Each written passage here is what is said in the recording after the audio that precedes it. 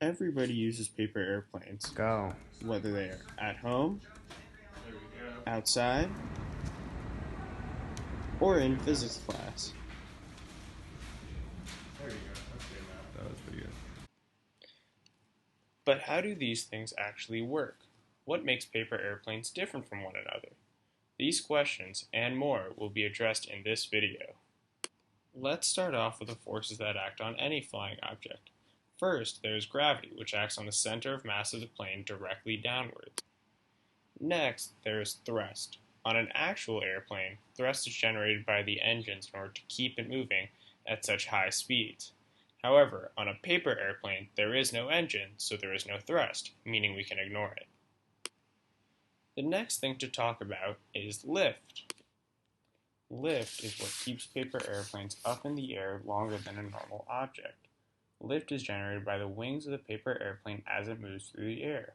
It is generated because the air molecules act as a moving fluid that deflect the wings as the plane tries to tilt to either side. As a result, the lift force acts perpendicular to the relative velocity of the air molecules to the paper airplane.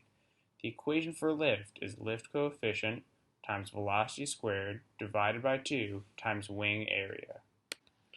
Finally, there is drag force.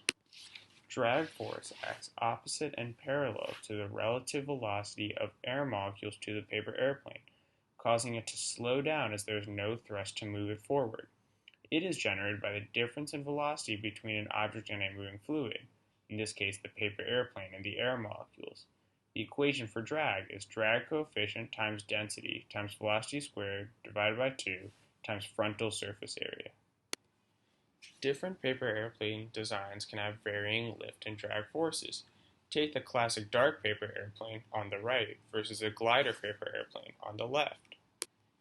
The dart paper airplane is at a disadvantage in one way because it has less lift than the glider. Its smaller surface area means it has fewer air molecules pushing up against it. However, it has less drag because drag is inversely proportional to the frontal surface area of the paper airplane, of which the dart has less than the glider.